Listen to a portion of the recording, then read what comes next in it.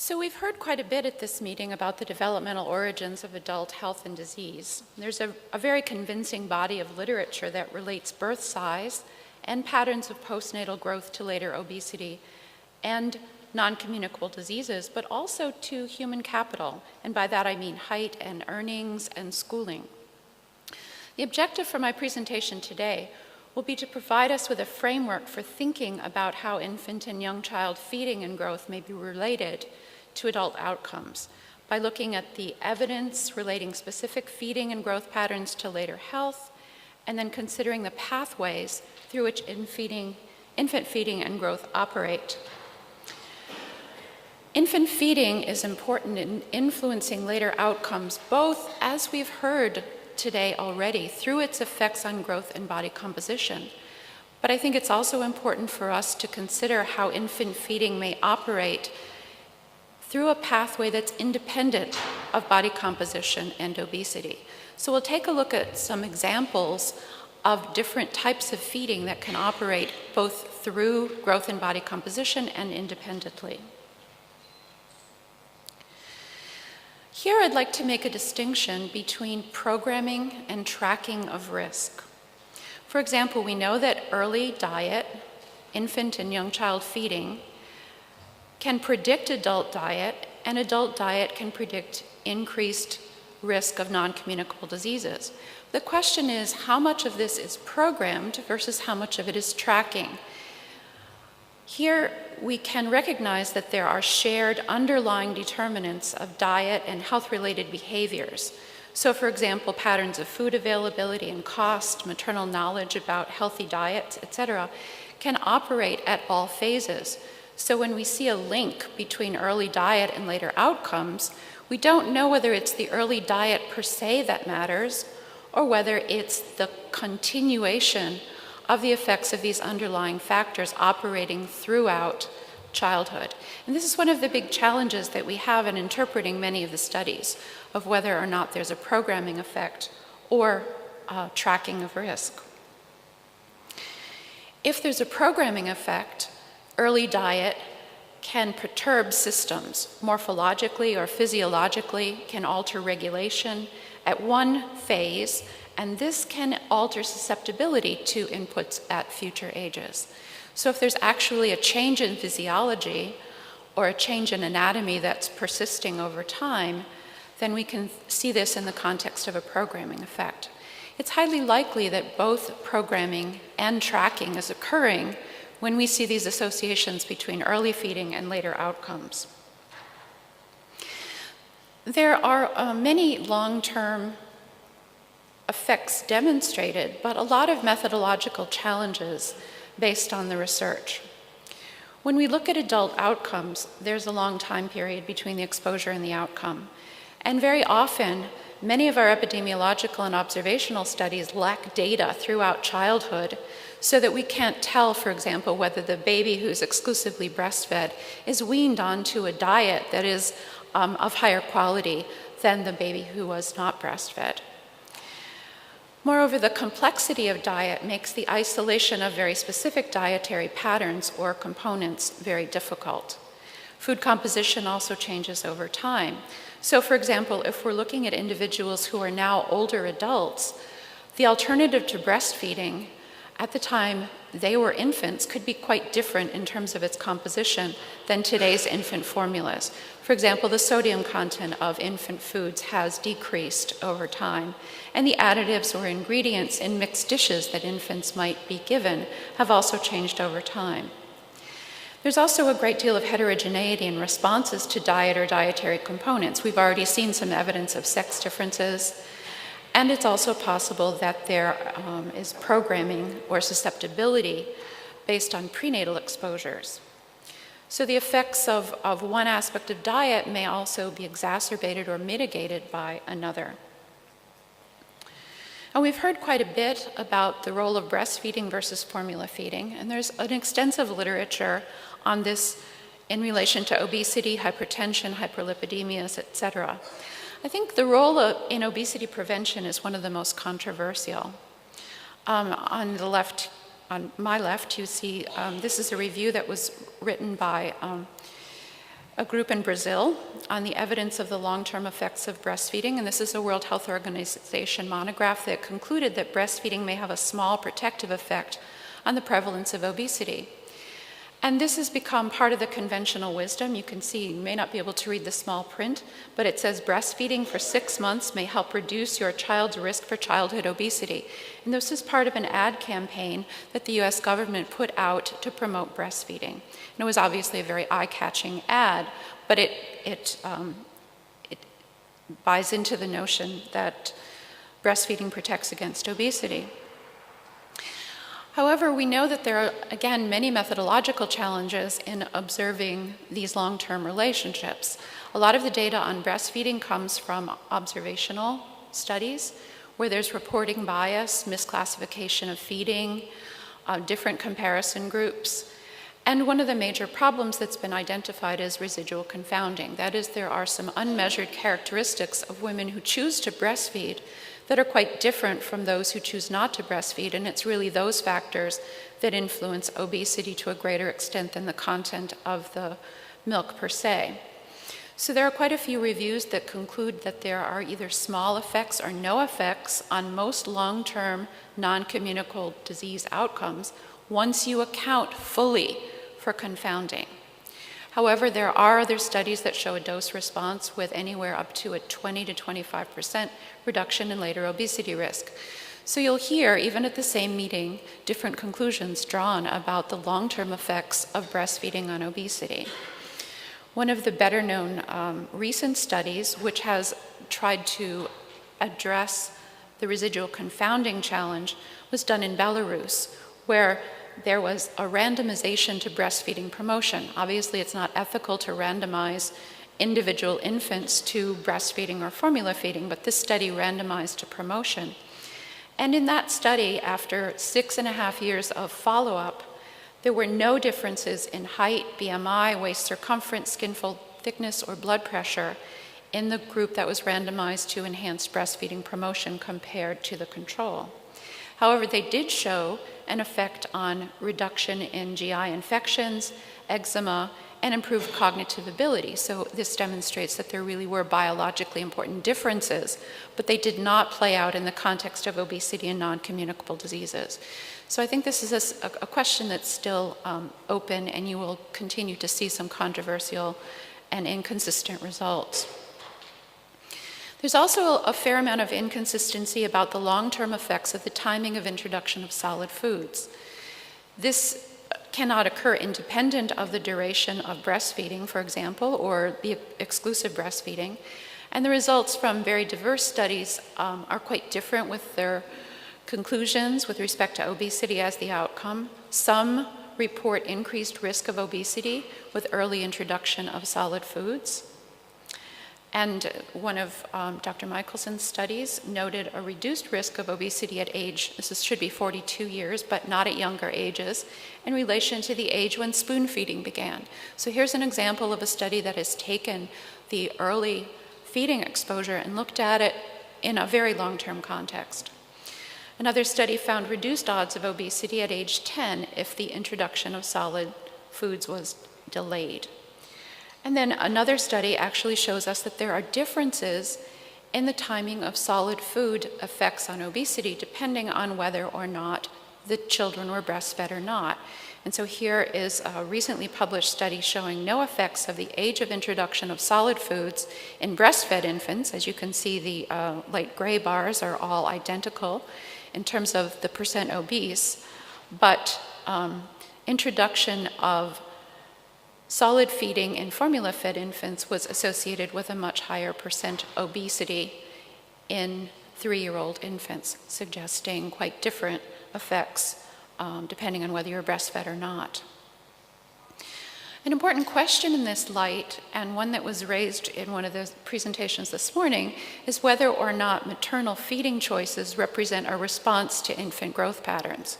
So for example, if a baby's growing faster, does this signal to the mother that the child has increased needs, and therefore the mother responds by introducing solid foods in an effort to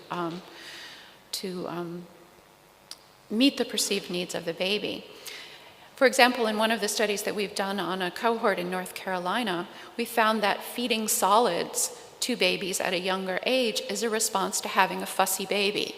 So babies who cried a lot were perceived by their mothers to need more food, and they were placated by giving them solid foods, and this often meant putting cereal in a bottle to try to calm the baby. And as a result, those babies who had higher intake, because they had formula plus cereal in the bottle, may be prone to obesity. So the point that I wanted to make here is that when we see these associations, we really have to think about the direction of causality. So feeding may be a response to the growth of the baby. And this may be true for exclusivity of breastfeeding as well. So if everything's going well, the baby is growing well, the mom sees that the baby is growing well, this may be positive reinforcement for her to continue breastfeeding.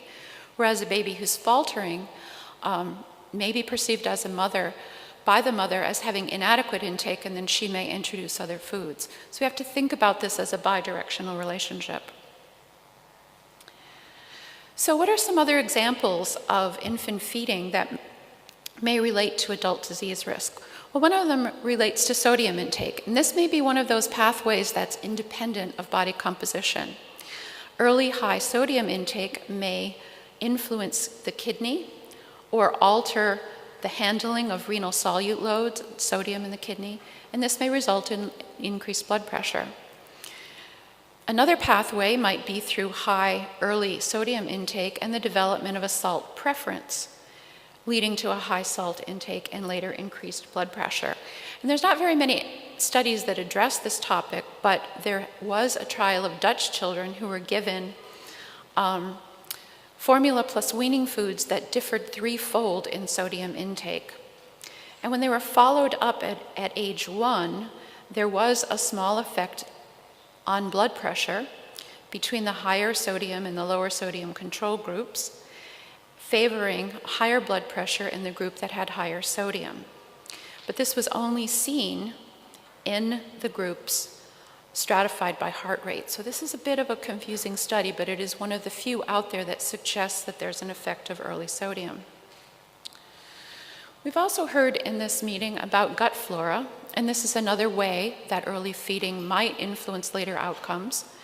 Early diet and prebiotics might influence the relative composition of gut bacteria, and the idea is that there's improved energy harvest, fat storage, and fatty acid oxidation, which might ultimately lead to increased risk of non-communicable diseases.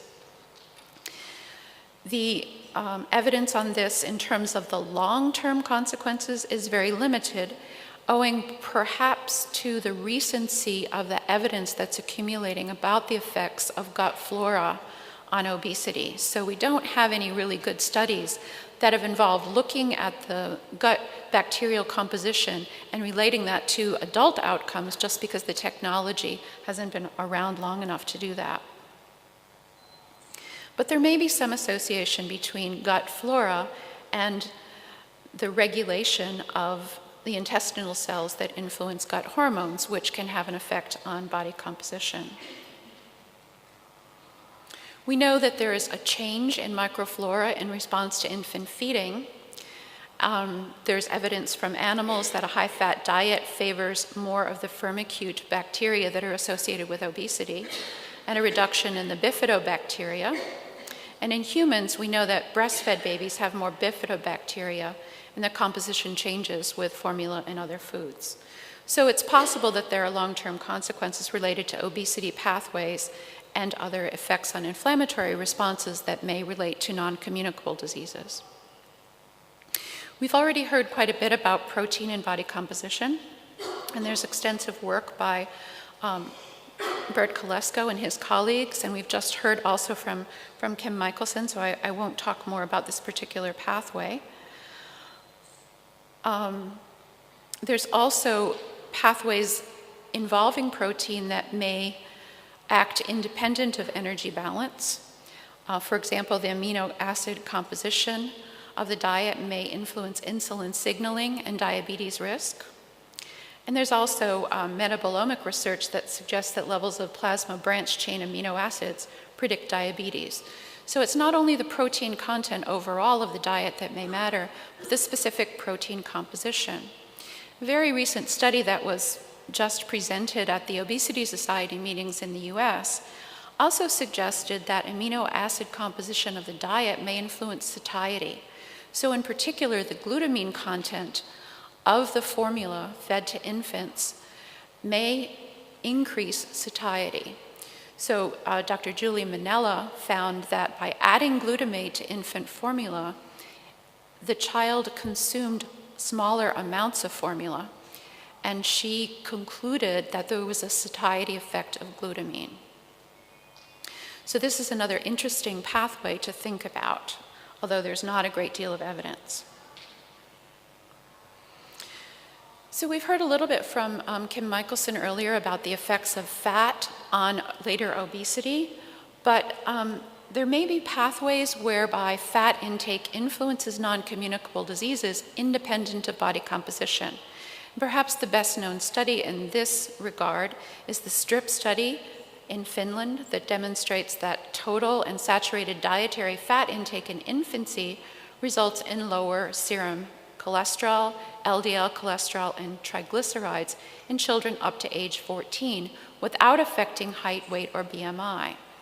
And so again, this is an important pathway to think about, one that's not operating necessarily through body composition, but one that's operating through an alternate metabolic pathway.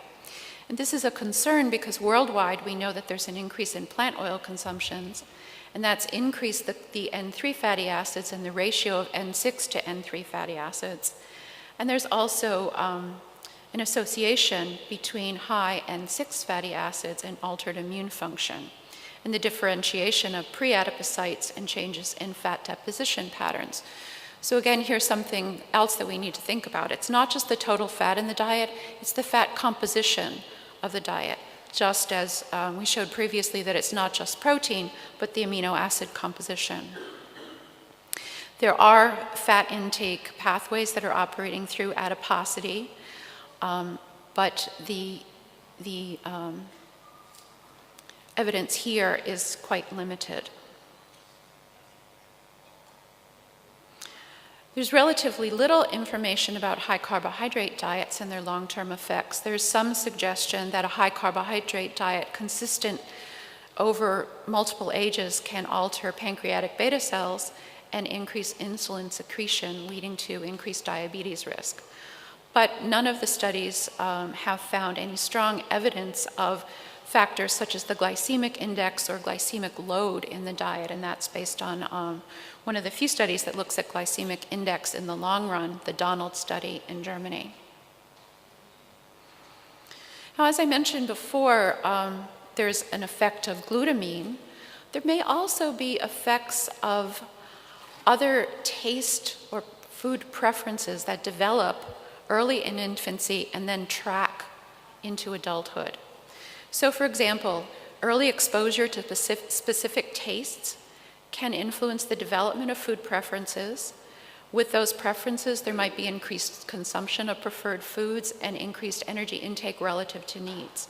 So again, work that's been done by Julie Minella suggests that there is an innate sweet preference and that there's a plasticity of that sweet preference and that it can be enhanced through repeated exposures to sugar. So there could be a heightened hedonic response to sweetness, which then can lead to an increased consumption of sweetened beverages.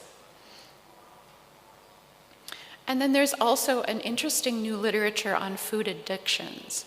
And this relates primarily to sugar and fat addictions. There are clear brain and neurological correlates between food addictions and drug addictions.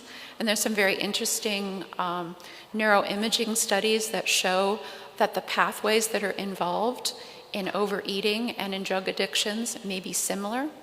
So there's not a great deal of human evidence in this area, but there are animal studies that focus on high sugar and high fat diets.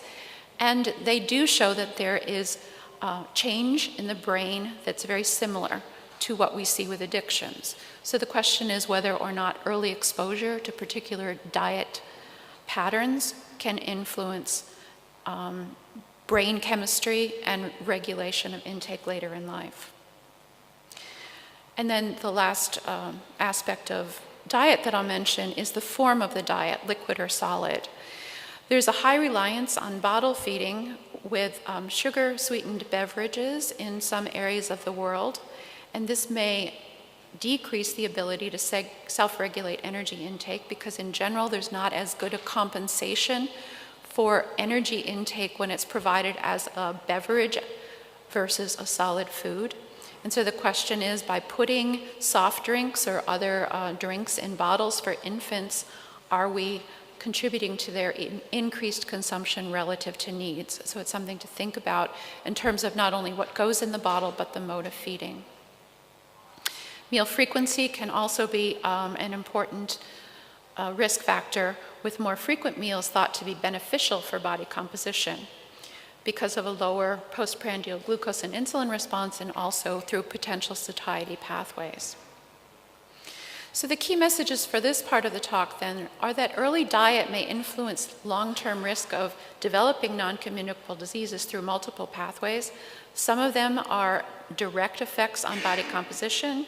Some of them may operate through the development of dietary patterns and preferences, or there could be direct effects on organ structure and metabolic processes that alter susceptibility to the future diet and physical activity patterns that individuals encounter. The different effects that we observed can reflect either tracking or programming or both. But in general, the lack of clear and strong evidence of early feeding reflects the need for more long-term prospective studies from infancy to adulthood, the fact that retrospective feeding data is subject to bias and it's not specific, there's changing food composition over time, and a lack of availability of appropriately controlled observation studies. So now we turn to growth. We've heard a fair amount about growth here. It's important, I think, to keep in mind that it's a sensitive but non-specific indicator of overall health and well-being of the child. It represents nutritional sufficiency and also predicts subsequent outcomes. But growth isn't necessarily causal with respect to later outcomes in the same way that birth weight is not causal in the context of developmental origins of disease. So we can have direct effects of growth. They can be direct effects on adipose tissue, which can operate in an inflammatory pathway. We know that increased fat cells produce cytokines, and this can be a risk factor for non-communicable diseases. At the same time, growth can be related to skeletal muscle mass and insulin receptors. So we can have these direct effects of growth on non-communicable disease risk. There are also some relationships that are not necessarily causal. So for example, when we look at inadequate nutrition or infections or lack of stimulation, that can simultaneously impair linear growth and contribute to poorer cognitive function. So what this means then is that the relationship between growth and the outcome is not a causal relationship, it's one of association. High IGF-1 levels may promote linear growth and also tumor growth, and may explain, for example, the associations between faster weight gain and cancer risk. So we have to think about the ways in which these associations are operating. There is evidence that infant and child linear growth influences taller stature and lean mass, which is associated with actually increased cancer risk. There's a recent study that shows a large effect on cancer risk of being tall.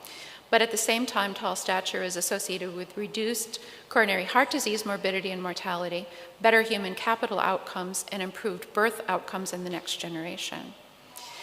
In contrast, the consequences of ponderal growth are generally negative. So there's increased cancer risk, increased diabetes and cardiovascular disease risk. And when there's higher adiposity, we actually see lower earnings and poorer birth outcomes. So again, we have relationships operating in both directions here that we need to think about. The pathways through which growth operates may differ by disease outcome, And the differential effects may relate most likely to the organ systems that are affected. For example, before I mentioned that sodium affects kidneys, some other aspects of diet might influence adipose tissue, others lean body mass. There are a number of relevant aspects of growth to consider, and we've seen a bit of this in Kim Michelson's talk. There are faster growth rates, so the tempo of growth matters. The timing, at what age does faster growth matter? And then there are also peaks. What is the maximum BMI that's observed in infants? And then we need to also think about whether the consequences differ depending on what's driving the differences in growth. So for example, do the long-term effects differ in babies who are experiencing catch-up growth or babies who are already large and overfed?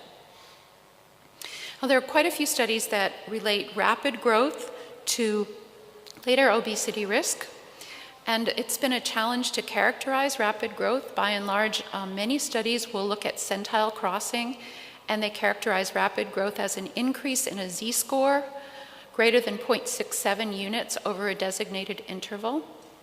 There are also studies that have looked at peak height velocity or have used statistical methods to relate faster growth relative to what we would expect given prior size and a population curve. By and large, all of this literature has been on weight gain, and this is a limitation because we really need to know what's going on with lean mass and adiposity as well. So this slide just summarizes from a meta-analysis the odds of obesity associated with rapid weight gain, and this is the crossing of centiles. And you can see that the odds ratios across all of these studies exceed 1, and the ones that are highest are for cases where the child has had rapid weight gain over the longest period of time. You can see that there are effects during childhood, during the teenage years, and in adults. Here's another study that was done by Ken Ong showing that infancy weight gain is related to subsequent BMI. So the higher the change in z-scores, the higher the body mass index, and the higher the percent body fat in later childhood at age 10. And then this is a study that was done by Matt's colleagues. The odds of obesity at age 5 and 10 among children who had ever crossed upwards 2 or more or less than 2 major centiles. So here, a case of defining faster growth as a child who crosses the centiles on the growth curves. And you can see that the odds of obesity at age 5 and age 10 are elevated in those who crossed centiles. Another approach in the GEN-R study has been to look at peak weight velocity and the BMI when a child reaches peak velocity. And here they divided the peak weight velocity into quintiles and then looked at the odds of obesity later in life. And you can see that when the BMI, the bottom where it says BMI AP, that's the BMI at peak, and when the BMI at peak is very high, the odds of obesity later in life are very, very dramatically increased. So it's not only how fast you're growing, but the amount of excess weight you attain by a particular age that's predictive.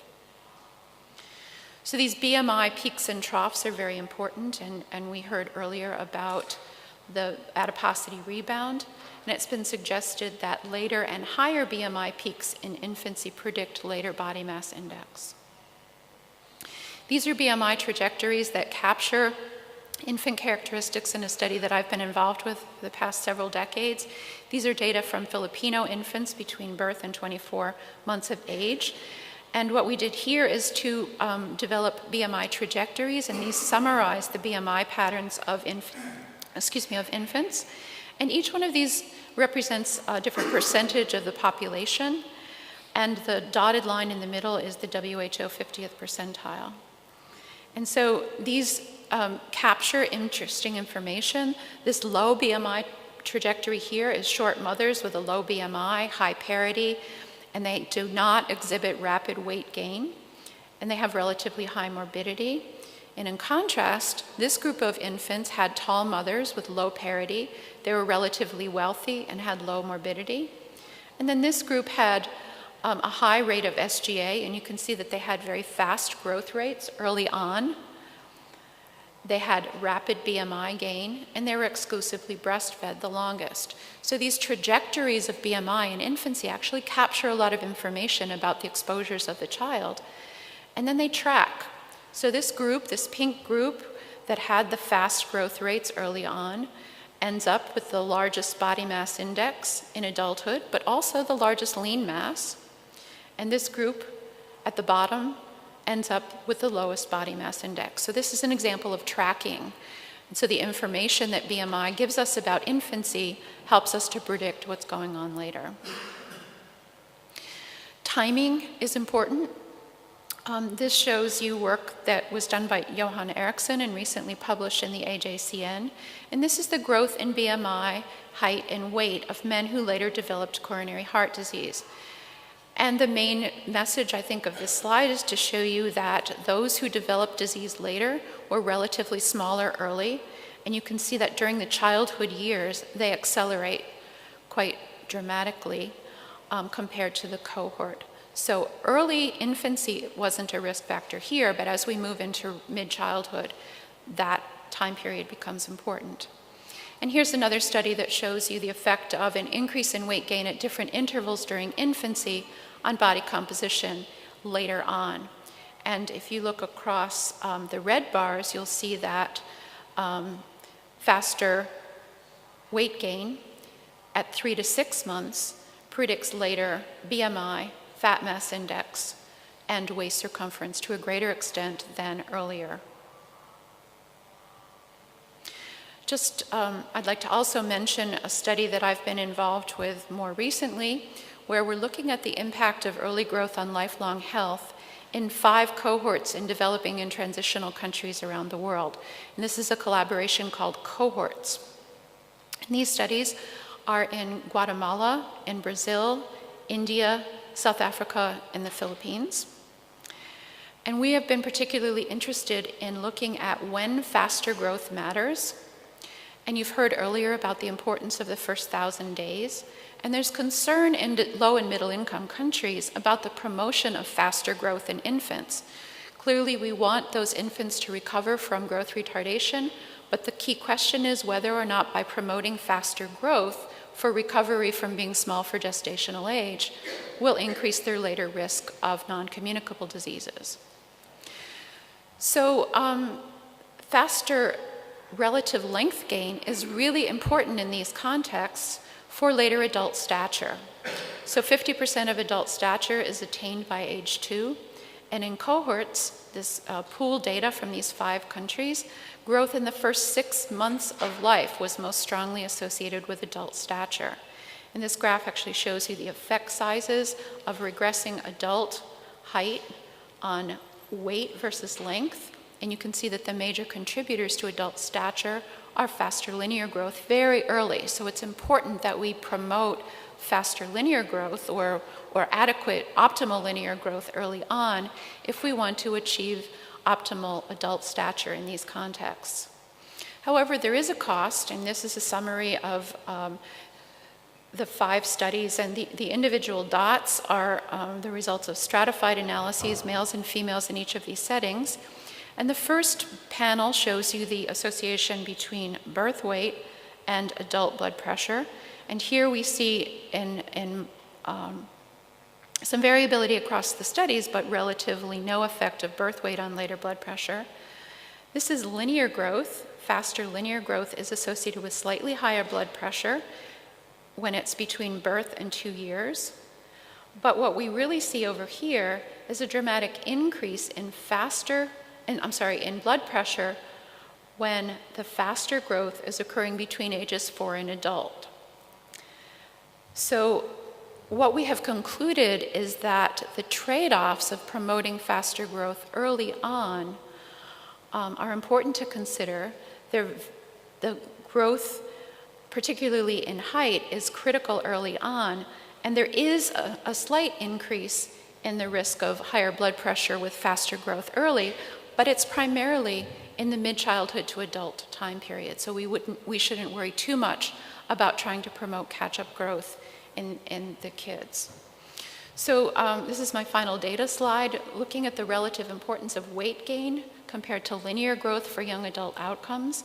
And here we're looking across a wide range of outcomes: systolic and diastolic blood pressure, fasting glucose, height, body mass index, and the highest grade attained. And the variables we're looking at are birth weight, faster weight for height early on, and those are the at 24 months, mid-childhood and adulthood, and then faster linear growth in the bottom 3 rows. And so what we can see is that when we look at the faster growth from mid-childhood to adulthood, the effect size is about 0.08, which is a relatively small effect. But there is a strong effect on the body mass index of earlier growth. But it's important for us to consider over here the highest grade. So faster linear growth is associated with better schooling outcomes, even though it is also associated to a lesser degree with higher blood pressure. There's no association of linear growth with glucose. And it's not until we get to mid-childhood to adulthood that we see increased risk of elevated glucose with faster relative weight gain. So then to conclude, faster growth in infancy and childhood has important long-term consequences for health and human capital. The consequences and correlates of faster growth depend on whether we're talking about linear growth or weight gain, and I think that's a very important distinction to make. Timing matters. Faster relative weight gain in mid-childhood through adulthood has the strongest effects on obesity and non-communicable disease risk. And this is true from our cohorts analysis and other studies around the world. Faster linear growth is critical for height and cognitive development. And the effects of growth differ depending on the nature of the outcome. Most likely, the effects of faster growth that contribute to increased adiposity will play out in the context of increased non-communicable disease risk. Interventions, well, compensatory growth is important for survival, health, and development of children in resource-poor settings. So I'd like to reiterate the point that any detrimental effects of early weight gain on chronic disease have to be interpreted in light of the beneficial effects of weight gain for short-term morbidity and mortality. And our goal really should be, across all of these outcomes, to optimize feeding and optimize growth, not maximize it. So with that, I will end, and thank you for your attention.